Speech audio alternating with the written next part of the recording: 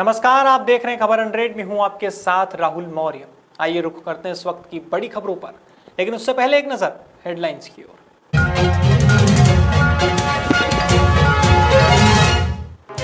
Gwalior police के हत्थे चढ़े 3 आरोपी रेमडेसिविर की कर रहे थे कालाबाजारी। मंत्री विश्वास सारंग ने किया बीमा हॉस्पिटल का निरीक्षण, स्वास्थ्य व्यवस्थाओं का लिया जायजा। महू में जिला स्तरीय बैठक का आयोजन, कोरोना की रोकथाम पर हुई चर्चा, सभी अधिकारी व जनप्रतिनिधि रहे मौजूद। खेतिया में कोरोना कर्फ्यू को लेकर प्रशासन दिखा सख्त, नियम उल्लंघन करने वालों पर हुई कार्यवाही।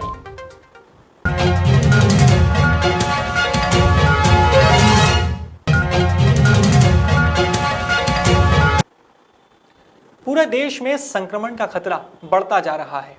वहीं इंदौर की बात करें तो इंदौर में भी लगातार मरीजों की संख्या में बढ़ोतरी हो रही है। इसको देखते हुए इंदौर पुलिस लगातार लोगों से अपील कर रही है कि वह बिना कार्य के घरों से ना निकले, लेकिन उसके बावजूद भी लोग बहाना बनाकर नियमों का उल्लंघन कर रहे हैं। अब ऐसे में खजराना थाना प्रभारी दिनेश वर्मा ने बताया कि लोग फ्रंट लाइन वॉरियर्स को धोखा नहीं दे रहे हैं, वे लोग खुद को धोखा दे रहे हैं। उनका मानना है कि अभी भी कुछ लोग मास्क का उपयोग नहीं कर रहे हैं क्योंकि उनमें कहीं ना कहीं समझ की कमी है।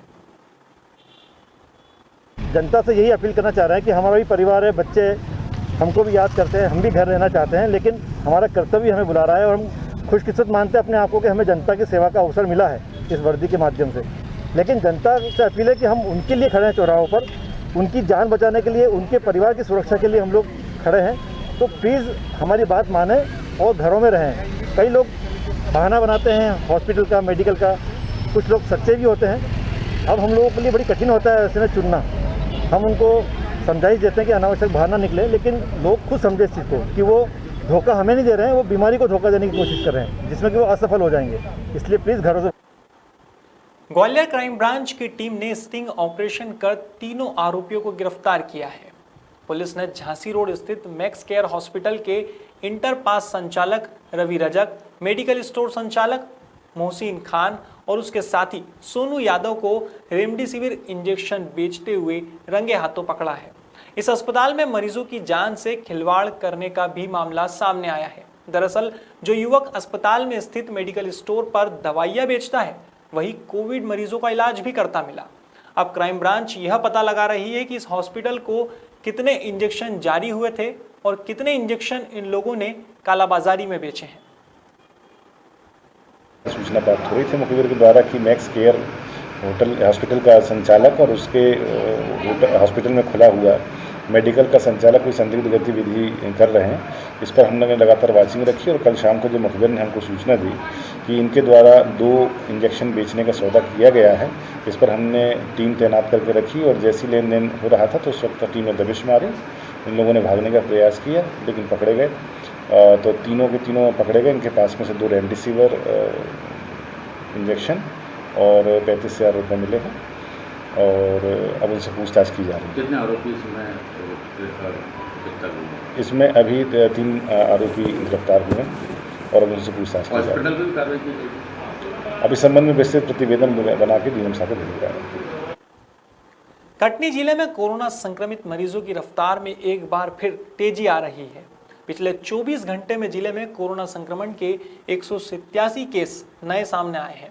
हालांकि इसके बीच राहत की खबर यह रही कि 131 मरीजों ने कोरोना से जंग जीती है और उन्हें डिस्चार्ज कर दिया गया है।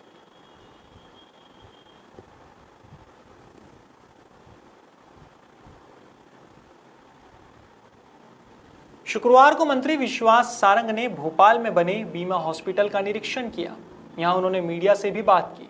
मीडिया से बात करते हुए मंत्री सारंग ने कहा कि एमपी में सुविधाओं को बढ़ाना सरकार का लक्ष्य है।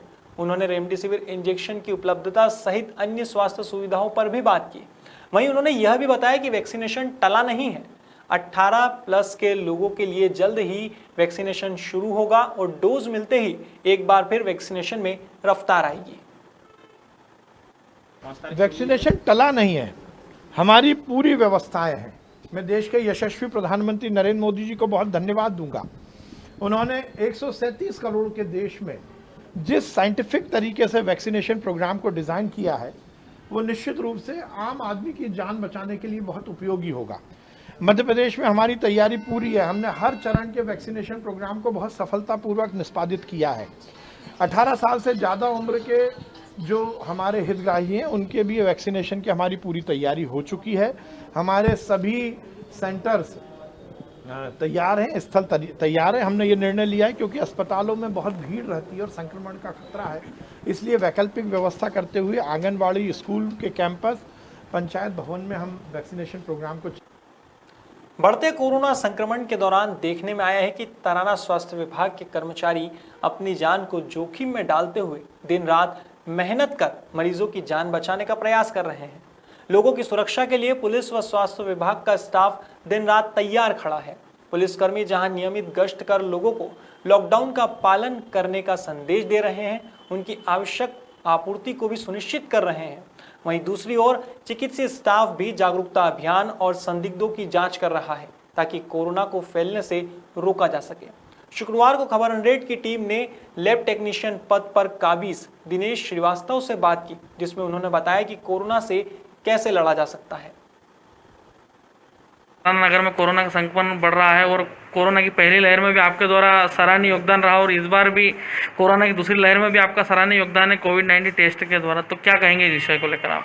इसके विषय में कोरोना बढ़ने का कारण मैं एक समझ सकता हूँ कि कुछ लोग जो समझदार हैं वो तो आगे रह के कोविड टेस्ट करा रहे हैं जी, लेकिन कुछ लोग अभी भी कोरोना का टेस्ट कराने से बच रहे हैं। प्राइवेट में इलाज ले रहे हैं चुपचाप सर्दी खांसी करके, और जब एसपी लोग O2 लेवल उनका कम चला जाता है जी, फिर जाके वो अस्पताल पहुंचते हैं। इस कंडीशन में जब एसपी O2 लेवल 70 से नीचे चला जाता है, ऐसी कंडीशन में बिना ऑक्सीजन के मरीज को बचा पाना असंभव हो जाता है। इसलिए डेथ रेट भी बढ़ गया है और कोरोना के जो पॉजिटिव केसेस हैं वो भी बढ़ रहे हैं।